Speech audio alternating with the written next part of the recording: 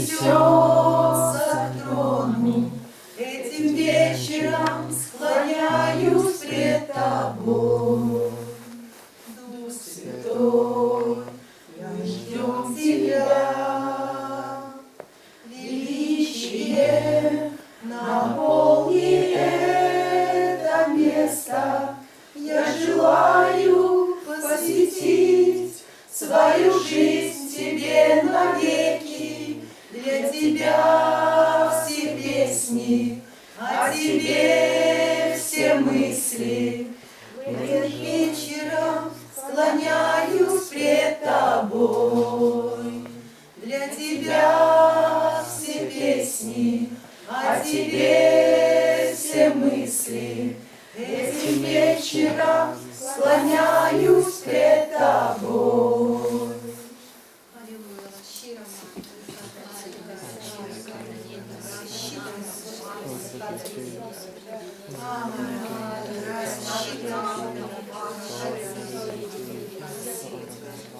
Дорогой Отец, спасибо Тебе за то, что Ты сегодня собрал нас здесь.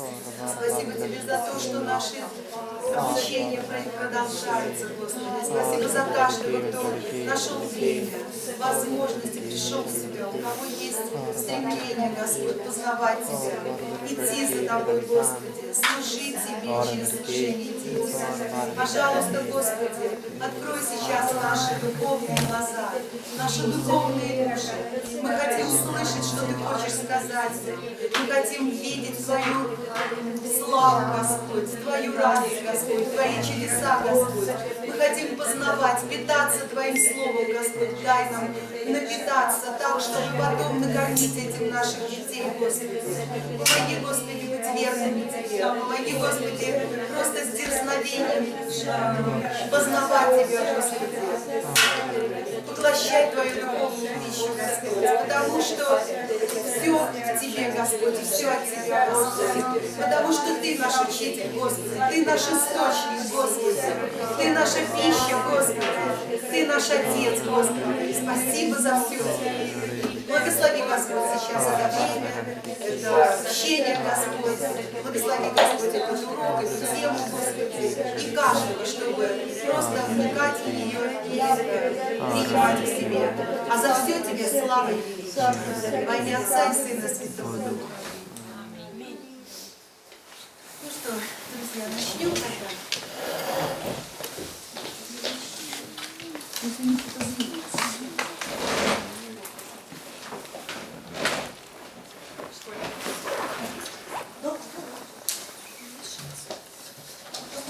Посмотрите, наша тема сегодня костер урока, то есть такая очень важная тема.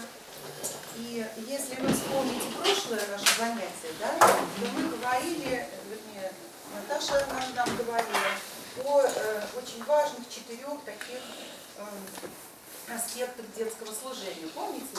Да. Назовите. Евангелизация, Так. обучение, служение и общение. И общение. Отлично. И вот среди них есть один аспект обучения. И как раз сегодняшняя тема связана с этим аспектом, потому что конкретно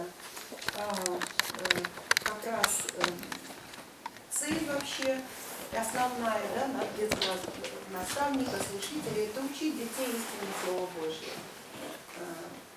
И учить детей держаться образца этого учения, этого Слова Божьего. И как написано в книге Иисуса Навина 1.8, «Да не отходит сия книга закона от уст твоих, но поучайся в ней день и ночь». Вот такая цель. И как раз цель уроков, которые мы готовим, именно в этом. Ну и, конечно же, очень важно, хотелось бы сказать, прежде чем говорить о построении новой темы урока, что наша цель с вами — это не просто передать какие-то истории из Библии, рассказы какие-то, или не просто заучить Слово Божье наизусть там, или еще каким-то образом, но наша с вами цель — это изменить жизнь ребенка через Слово Божье. И вот, конечно же, чтобы вот это произошло изменение, прежде всего надо измениться самому служителю, да, самому наставнику. Надо обратить внимание на самоизменение, на вот такое вот обучение. И, конечно же, если вот жизнь детского служителя не меняется, то есть если наша жизнь не меняется, мы не заботимся об этом, если мы сами не читаем Слово, если мы сами не размышляем над ним, если мы не готовимся к уроку, если мы не применяем это Слово на практике, то, конечно же, и жизнь ребенка не изменится, это все взаимосвязано, это такой духовный закон, и поэтому подготовка как раз... еще хотела сказать, что очень хорошее слово есть в Римлянам 2:21, где написано, что как же ты, уча другого, не учишь себя самого. Вот это очень важно. Это Павел еще писал, поэтому это как раз относится к нашей теме. Прежде чем начать готовиться к уроку и проводить урок, надо обязательно научиться самим познать эту тему. Ну и, наверное, начинается вообще, чтобы провести урок, надо хорошо его подготовить, правильно? Вот сейчас я начинаю. Сюда? О, чтобы у меня получилось. У каждого О. Вот. Ну вот подготовка урока – это работа детского служителя, такой большой труд над Словом Божьим, над тем библейским рассказом, который он будет преподносить своим ученикам. Этот труд, конечно, не виден, но очень он важен, потому что от этого зависит все построение урока. И поэтому вот посмотрите, этот стих из 2 Тимофея 2:15. Старайтесь представить себя Богу достойным, делателем неукоризненным, верно преподающим слово истины. Вот для того, чтобы верно преподать слово истины, надо, конечно же, быть достойным этого. Надо делать, надо готовиться. Готовиться упорно. И чтобы подготовиться достойно, будем так говорить, это очень большой труд. Но этот труд надо выполнять. Поэтому вот здесь как раз... знакомясь с учебником, да, можно, там вот выделено несколько таких аспектов подготовки, или таких вот, знаете, этапов таких важных. Прежде всего, обратите внимание, да, надо начинать подготовку за неделю до проведения урока. Вот вы знаете, в воскресенье у меня будет урок в моей группе, вот называться он будет, тема у него «Иисус, свет миру». Я вот туда вывесила на магнитную доску тему эту специальную. И вот сегодня я думаю, что вы мне поможете хоть немножечко подготовиться к этому уроку на основе вот того, что... Да, то есть я вас буду использовать. Вот так, не просто так вы сюда пришли. Вот, и вот будет классно. Я надеюсь, что вы прям мне поможете. Итак, вот уже осталось меньше недели, но тем не менее я уже начала думать, уже сразу же в воскресенье, о том, как я буду проводить этот урок. И как я построю его, с чего я начну, что мне самой надо сделать для того, чтобы как-то измениться за эту неделю, как-то подойти к этой теме. И, конечно же, вот в этой подготовке очень важна молитва. Именно такая молитва, чтобы Бог через Дух Святой руководил вот этой твоей подготовкой. Вот чтобы... Сначала Бог, да, Дух Святой преподал нам этот урок, чтобы Он помог нам вот, при подготовке рассказа библейского, чтобы Он там, помог так показать его, так его прочувствовать, прочитать его, увидеть его, принять его к себе в сердце, чтобы проникнуться тем, как ты его будешь применять в своей жизни прежде всего. Ну и, конечно же, без молитвы невозможно, и в Иоанна 15:5 написано, что «Ибо без меня не можете делать ничего. Кто пребывает во мне, и я в нем, тот приносит много плода». Так вот, чтобы урок стал тем духовным плодом, который ожидает от нас Господь, конечно, надо молитве уделять большое внимание. Ну и далее, конечно, нужно внимательно изучить текст Писания. То есть вот этот библейский рассказ, который вы выбрали или который вам там по программе представляется, это вот библейская история, его еще называют по-другому, ну или текст просто, Писание к уроку. Вот у меня, видите, тема «Иисус свет миру», а библейский рассказ это исцеление слепого. Это написано в Иоанна 9 главе с 1 по 39 стих.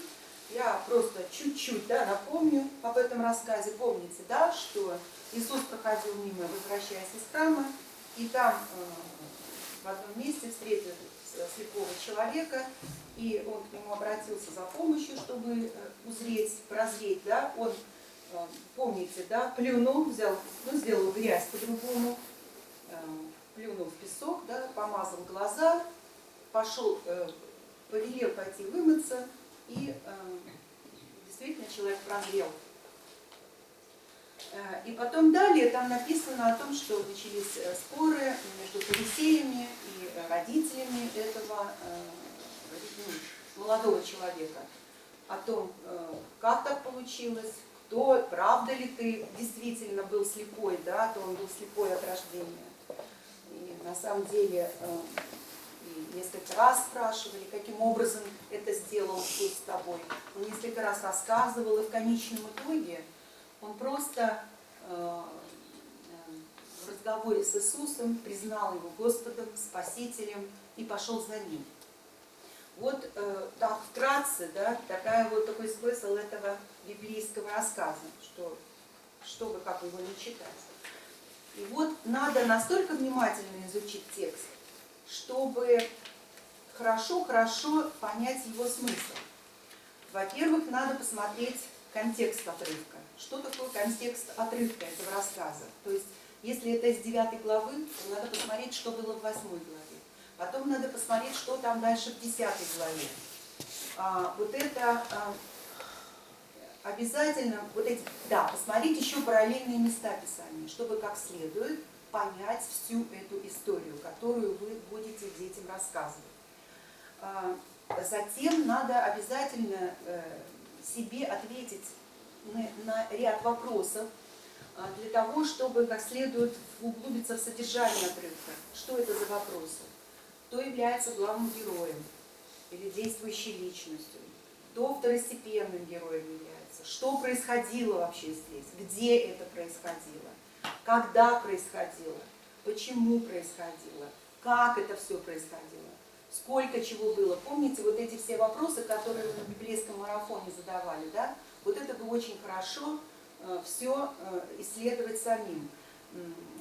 Дальше хотелось бы еще такой вопрос для себя задать и ответить на него. Какое значение это событие, или этот рассказ, или эта история имела для героев рассказа? Какое значение эта история имеет для меня самого детского служителя? Вообще, что я из нее для себя подчеркну, какой урок вынесу для себя? Вот это очень важно понять, то есть чтобы углубиться в содержание, нужно ответить на эти вопросы. Далее, конечно, хорошо еще изучить исторические обстоятельства. Что это такое? Кто автор этого рассказа? То есть кто писал это Евангелие, например, где он писал, в какое время написал, кому он адресовал это писание. То есть какие условия общественные были, то есть в каких вообще условиях страна находилась, этот народ еврейский. То есть вот это все бы хорошо бы знать. Почему? Потому что вы должны больше знать, чем дети знают. Потому что могут быть вопросы какие-то, может быть, вам пригодится объяснить какие-то обстоятельства, почему так все происходит. Там, почему вдруг оказался Иисус в Иудее, хотя он сказал, что я туда не пойду. Потому что там его гнали, а он, тем не менее, все равно там оказался и исцелил этого слепого человека. Это все не просто так. Это все надо изучить. И надо помнить, что ребенок обладает конкретным мышлением. И вот это знание этих обстоятельств, ваш рассказ, об этих вот исторических условиях каких-то, они помогут перевести его, ну, как бы, сознание, его мышление на главное. На главное надо на что? На Бога. Не на то вот это, не на тот рассказ какой-то, да, не на ту историю, как историю просто, а именно на божественную историю, историю о Боге, историю об Иисусе. Вот. Далее при подготовке нужно обязательно выделить главные истины. Что такое истина? Это поучения. Вот какие поучения могут быть? Вот представьте себе, там у Валентины Николаевны написано 100 поучений надо выделить. 100. Николаевна я, Анна Ивановна. Ой, Да, она да, же Валентина говорит, Ивановна, Валентина Ивановна. 100 поучений, представляете? Из одной истории. Ну вот там написано, что люди пробовали, все получается. То есть вам хотя бы выделить 4 поучения. Ну хотя бы 4. Вот сможем мы сейчас вот по этой теме, что Иисус свет миру, выделить хотя бы 4 каких-то истины. Давайте попробуем. Имеется веру Божию. Не обязательно по этой теме. Это имеется в виду из библейской истории выйти. Из этой библейской Да. истории. Обязательно Из по этой этой теме. библейской истории. 4 истины. Бог всемогущий. Да, Бог всемогущий. Может быть такая истина? Конечно, потому что Он совершил чудо. Он исцелил слепого от рождения. Отлично, Любовь Николаевна, спасибо. Еще.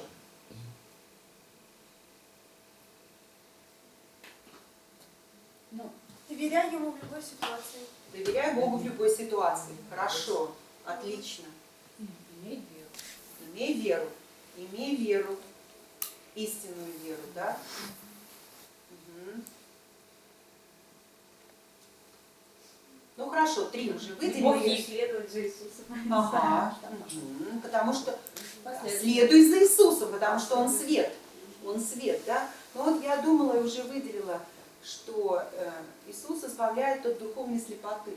Ну, для моих старших уже подростков, да, можно сказать, это такая истина, потому что когда вы выделяете истину, вот это следующее, определи основную истину урока, и здесь надо опираться на потребности учеников. Если это совсем маленькие, да, то там, может быть, будет самая простая истина какая-то. Бог милостивый. Вот, да, или Бог всемогущий, да. или Бог Целитель. милостив, Бог целитель, да. А если это уже постарше, вот как мои дети, да, мне очень важно это знать, да, что Ну, вот у меня Иисус, как раз урок был Да. Бог-целитель на основе святой. да, да, Да, я Бог давала. избавляет от духовной слепоты, или Бог освещает путь там, жизненный, да, путь там, от греха, да, или путь к праведности.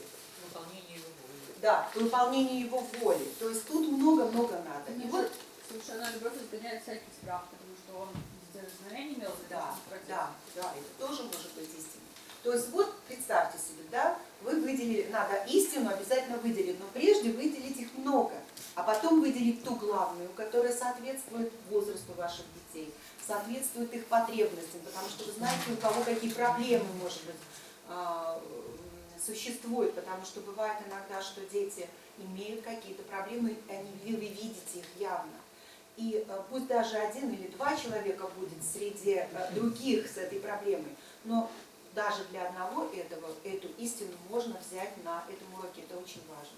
Потому что даже если одному вы поможете, то вы как раз выполните волю Божью. Вот.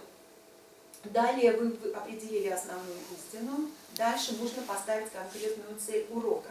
И вот здесь вот это очень сложно сделать, но надо помнить, что когда вы ставите конкретную цель, то обязательно в этой цели, когда вы ее формулируете, должно просматриваться, что ребенок должен знать, исходя из этой темы и истины, что он должен уметь. Что такое уметь? То есть понимать, то есть выстроить какое-то отношение, да? Отношение какое-то ценностное. А дальше, что он должен делать, то есть как он применять должен эту истину в своей практической жизни. Вот. И вот здесь хотелось бы обратиться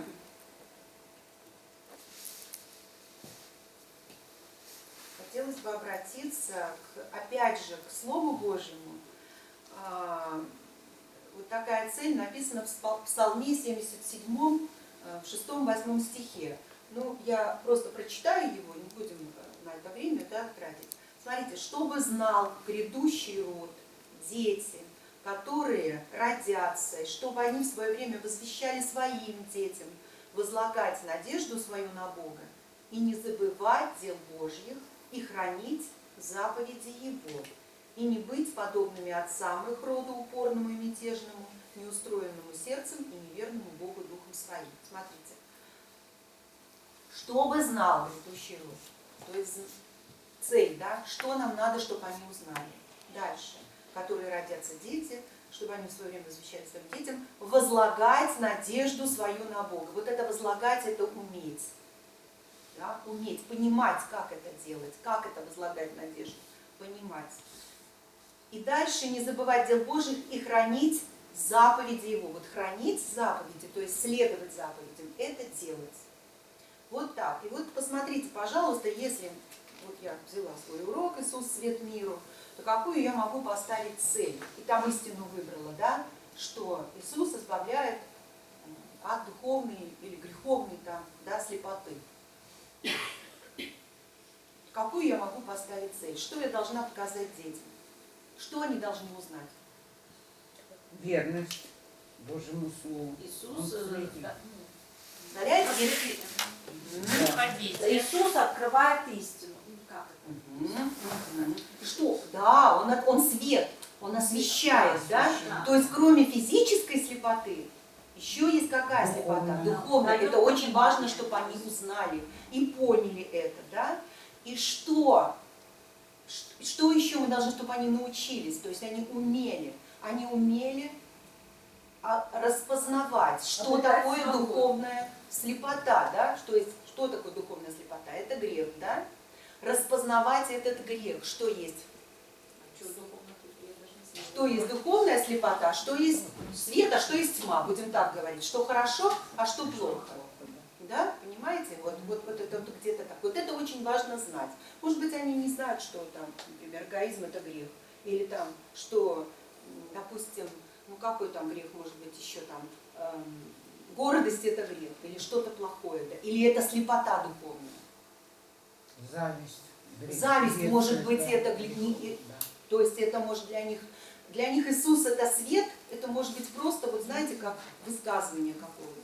Нам надо, чтобы они поняли это, вот они умели распознавать, что это такое духовная слепота. А дальше уже потом, видите, что мы говорим, да, чтобы показать, что подобно духовной физической слепоте существует и духовная, то есть грех, от которой избавить может человека кто? Иисус, да. Да, познайте истину, истина сделает вас свободным. То есть для того, чтобы избавиться от греха, надо что сделать? Прийти к Иисусу и жить с Ним. Научиться это делать. Вот это делать. Вот все три вот этих целей у нас в одной вот этой цели соединились. Вот это очень важно, поставить такую цель себе. Это очень важно, потому что если вы вот эту истину выделите, потом в соответствии с этой истиной поставите цель, то уже дальше вам будет просто спланировать урок. Дальше будет просто спланировать урок. Конечно, еще нужно выделить золотой стих, потому что золотой стих должен быть связан и с истиной, и с целью, и с темой урока, и с рассказом. Вот здесь тоже много очень золотых стихов. Какой-то к вам приходит сразу на память? Такой золотой стих вот по этой теме. А то, что говорил сам. У нас, кстати, модуль называется «Я есть». Я свет. Да, Татьяна Павловна, совершенно верно. Я есть свет. Да, я есть свет. И кто идет за мной, тот будет жить во свете. Вот так. Или, например, еще, допустим, «Я свет миру». Помните, вот у него написано, это у него в Иоанна 8:12. «Я свет миру, кто последует за мной, тот не будет ходить во тьме, но будет иметь свет жизни». Представляете, большой золотой стих. Для маленьких можно взять короче. Просто, да? «Я свет миру». Да? Или можно взять веруйте в свет. Вот есть еще, и у Иоанна 12:36 есть, веруйте в свет, да будете сынами света. То есть вы много стихов сначала выделяете, а потом один какой-то берете, выбираете. Какой ближе вашим детям, какой проще им запомнить по возрасту, какой, ну, как бы вам ближе, какой вы себе взяли в сердце, и вы его в жизни в своей применяете. Понимаете, и вы потом будете молиться на основе этого золотого стиха, и детей учить будете молиться. Вот. Или, например, «И свет во тьме светит, и тьма не объяла его». Есть тоже такой стих, Иоанна 1:5, я его тоже выбирала, да? «И свет во тьме светит». Вот это маленьким можно легко объяснить. Правильно, лампочку включаешь во тьме, и свет светит, да? И свет во тьме светит. Иисус есть свет, значит, Иисус светит и помогает избавляться от греха, да? Вот это все должно быть взаимосвязано, и истина, и цель, и золотой стих, и тема, и рассказ. Вот это надо очень-очень хорошо для себя понять. Ну, дальше посмотрите. Определить надо методы обучения. Я сейчас не буду вообще на методах, потому что будет для вас Стелла это целый урок давать про методы, да? Но и сейчас, когда мы будем дальше план урока рассматривать, немножко методов будем касаться. И после методов надо очень хорошо продумать домашнее задание. Вот вы знаете, это на сегодняшний день проблема, потому что когда наставники дают домашнее задание, то и я сама такую ошибку совершала. Я составляла домашнее задание, например, какие-то вопросы задавала по библейскому рассказу, да? Или какие-то вопросы, связанные с жизненной ситуацией, вот, современностью, да? Вот. А на самом деле это все на уроке надо делать. А домашнее задание должно быть обязательно направлено на применение библейских истин в жизни ребенка. Например, попроси прощения, если урок о прощении. У того, кого ты обидел. Или, например, напиши, допустим, найди 5 человек, которым, или сделай там 5 человекам какое-то доброе дело, если вы говорите о том, что вера без дела мертва, да? Или вот как у нас здесь, вот, если мы золотой стих взяли, что я свет миру, и кто последует за мной, не будет ходить во тьме, да? И мы говорили о том, что если Иисус избавляет от греха, то можно какое дать задание моим ученикам? Такое, чтобы они могли применить эту библейскую истину в своей жизни. Рассказать кому-то о свете, нет? Еще раз? Рассказать. Рассказать кому-то о свете, да? Ну вот, понимаете, это можно задать такое задание, но чтобы вам проверить его, это надо, чтобы у вас было потом время, и чтобы кто-то посвидетельствовал, да. Вот если вы задаете такое домашнее задание, расскажите, например. Вот, кстати, прием сегодня Любовь Николаевна такой классный прислала, называется «Мгновенное сообщение», да? Там тоже надо друг другу быстренько рассказать. Мне очень понравилось, прямо для тебя сразу выдала его. Вот. Они могут это сделать и на уроке, советуют на уроке это делать прямо вот так, по мессенджеру. Рассказать кратко, в 3 словах, что сегодня на уроке вы узнали. Да, можно такое задание задать, рассказать кому-то. Но надо потом прийти и посвидетельствовать об этом. А вот если практическое вообще, что касается, что мы знаем, цель наша какая? Изменить жизнь ребенка. Что? Какое мы можем задание им задать? Давайте раскинем сейчас. Представьте себе, я еще раз... Обнаружить какую-то тьму, Ага. какой-то характер, какую-то тьму в своем характере. Да. Да. Вот для них в их возрасте отличное задание, да, потому что они готовы к самосовершенствованию, можно сказать, так, вам каждому дается такое задание. Обязательно посмотрите, какая трудность в вашем характере существует. Вы чувствуете, что вам сложно это тьма, это сила какая-то, которая тебя держит, не дает тебе дальше рост во Христе, не дает тебе дальше изменять свою жизнь к лучшему. Да? Например, ты кому-то завидуешь, да? Или ты крадешь потихонечку у кого-то. Просто даже утром плохо встаешь. Да, это уже лень. Ленишься там что-то Недисциплинированный делать, грех. совершенно верно. Ты, например, у тебя нет желания помочь там родителям в чем-то, да? Ну, какую-то обнаружить вот эту тьму, да, вот эту тьму. И если Иисус этот свет, тебе надо выйти из этой тьмы, тебе включить надо свет, надо посмотреть, что нужно сделать для того, чтобы избавиться от этого. Да? А вот домашнее задание. Обнаружьте в себе это и скажите, то есть хотя бы 3 шага, что вы будете делать для того, чтобы выйти на